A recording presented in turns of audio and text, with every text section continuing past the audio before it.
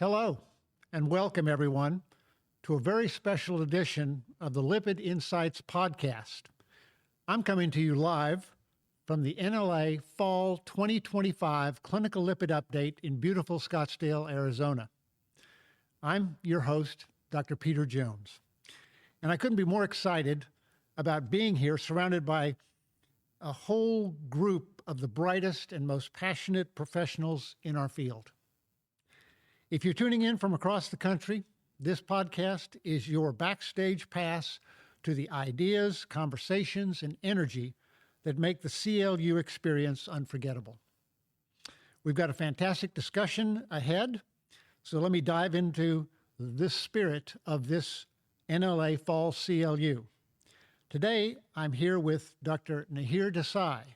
He is an associate professor of medicine and associate chief of the section of cardiovascular medicine at Yale University School of Medicine and investigator in the Center for Outcomes Research and Evaluation and executive director for value innovation at Yale New Haven Health System Heart and Vascular Center. Now, of course, his CV is multiple pages long, so what I'm going to do is I'm just going to turn it over to Dr. Desai. What really drives you, and what do you do every day that gets you to work? Well, first, let me just say what an honor to be with you. I couldn't more fully endorse what you said around the excitement and energy at the meeting here, the things that people are talking on, the things that they're working on. I think everyone leaves this meeting energized and invigorated, and it is a very beautiful setting. And so I'm absolutely delighted to be with you and obviously with our audience. I would say, Peter, you've given me maybe more accolades than I deserve. I think what I like to do every day is wake up and think about what do patients need? What do the community that we are here to serve need? And sometimes I'm in the hospital. Sometimes I'm in the ambulatory environment with our fellows. Sometimes I'm in my office doing academic activities or maybe doing administrative and operational, activities. But I think the centerpiece of my thinking professionally is the patients and communities that we serve around cardiovascular disease prevention, guideline-directed medical therapy, trying to serve and to deliver for them what they and their families deserve and expect from the healthcare system. Yeah, that is wonderful. You gave a great presentation yesterday in the opening session, which was about implementation strategies as it relates to the prevention in order to gain optimal cardiovascular health. And you were sort of giving us what the future is, guiding the future, how we reimagine our approach to achieving these preventative strategies. So, one of the things that was discussed in the whole session was about performance measures like LDL cholesterol. And, performance in achieving LDL goal is really in high-risk patients is low. And the question is why? Yeah, Peter, I think you teed up the discussion and the question before us perfectly. I mean, I think we have to come to recognize the moment that we're in. Here we are. We have this very elegant and deep understanding of the pathobiology of coronary disease and cardiovascular disease at large. We have a set of clinical trials and guidelines that have continued to highlight the importance of LDL cholesterol. We have an expanding armamentarium of therapies to lower LDL cholesterol, the likes of which we've never had before in our professional careers. And yet, just like you said, somehow we find ourselves underperforming, too few patients achieving the goals that the guidelines would suggest that they should be at in terms of LDL. Despite all of these therapies and despite this understanding. And so one naturally has to ask the question of, well, how could this happen? And I think that really gets us to the next part of the discussion, which is there's a set of very complex and interrelated forces that I think are conspiring against the delivery system, against providers, against that patient-provider interaction. That really gives us what we have now, where maybe it's 20% of patients are actually achieving their LDL goals, 50% of patients are adherent to their statins, a year after an MI, And maybe 70% of patients don't even have an LDL tested following a hospitalization for an MI. And so I think that does represent the important work ahead. I'm certainly very passionate about this topic. I feel the stakes are very, very high because what we're talking about here is not about making a lab value look better or add or intensify a therapy. It's trying to prevent heart attacks and strokes and hospitalizations for our patients. These things are why we all went into this field and why we're so excited about this field. And so I do think the moment is ripe now for us to redouble our efforts, not only to understand the science and to appreciate and understand all the therapies that are available, but to commit ourselves to do that next bit of work as well, to make sure that that evidence and science makes its way to the patients and the bedside. Yeah, I mean, during the discussion yesterday in the opening session, it was brought up about the 3 M's. We need to measure, we need to manage, and then we need to maintain. And that's all about LDL. Measure, manage, and maintain. And the question is, how do we get that performance value, and how do we get from a system that is payment-based to some way we can come up with some delivery aspect to achieve that? Yeah, I think you're exactly right. I think we have to be ready to reimagine the experience of patients. Right now, all of us have, and I will say my own system, is very much anchored to the traditional model of healthcare financing, fee-for-service, volume-based reimbursement. The more you do, the more patients you see, translates into clinical productivity and revenue generation. Right.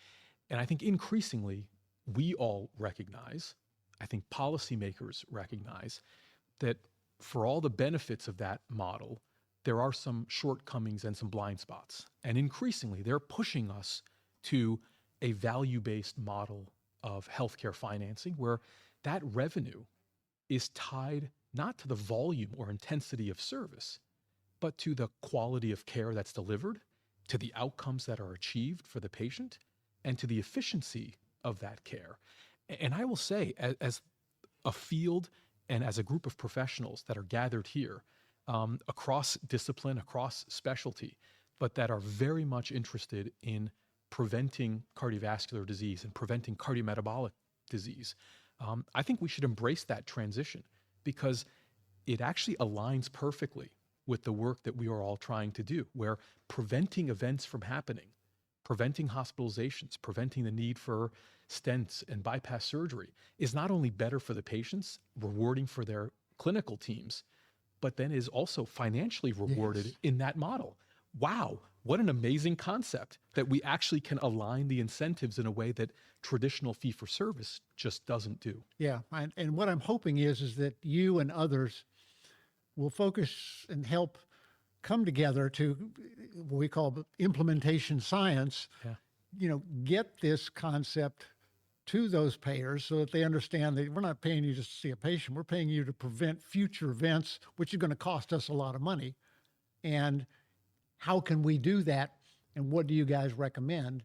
And I'm hoping that you and your colleagues can actually help with a system that makes it easy for us overburdened clinicians to help our patients achieve this preventative cardiology perfection. Yeah, no, that's right. And I think we've got to bring the joy of the clinical part of our lives back to our professional lives. I think so many of us went into this because we wanted to take care of people and we wanted to educate and engage them and empower them on their own health journey and their own healthcare journey.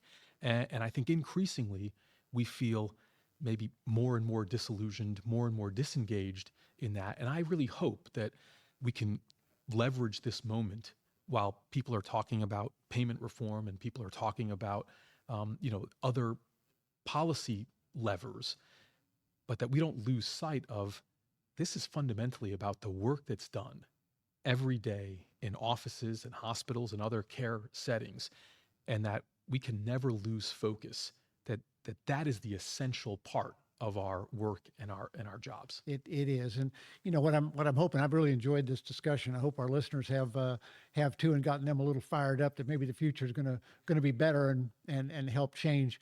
But what I hope is that you and your colleagues, when we invite you to come back to future NLA meetings, will have a lot more to update us about how this implementation science is going to actually be done, and therefore make our lives and our patients' lives better. Yeah, well, I'm 100% committed to continuing this dialogue. I think NLA has been such a powerful force for change and progress.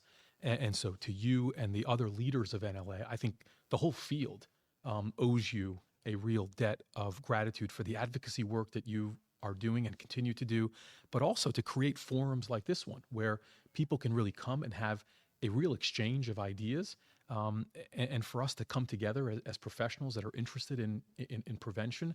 And yes, I'm very much looking forward to continuing and to follow the work that's being done here, but also to give some updates and give some perspectives. I think the work that we are now focused on mostly is the implementation science efforts of how does one bridge the gap between evidence and practice. Right. We have been particularly interested, for example, in using the electronic health record to say, well, how do we leverage this very powerful tool that we have? It's ubiquitous in all of our healthcare interactions to make quality better, to make the interaction better between a patient and their clinician, to really bring quality and evidence to real-time decision-making. Others, I will say, other institutions are doing incredible work, leveraging care navigators or digital tools. I mean, we're at this point now, almost, it's a golden age in some ways. And yet we've got to be able to bring all of these pieces together to really test and study their implementation, what works and what doesn't, what can be scaled and at what cost. And then for all of us to have continued discussions about, hey, what makes sense for my group, for my institution, for my hospital, for my health system? And then how do we continue to build on that progress, again, for the benefit of patients? That is wonderful. Listen, this has been a fantastic discussion.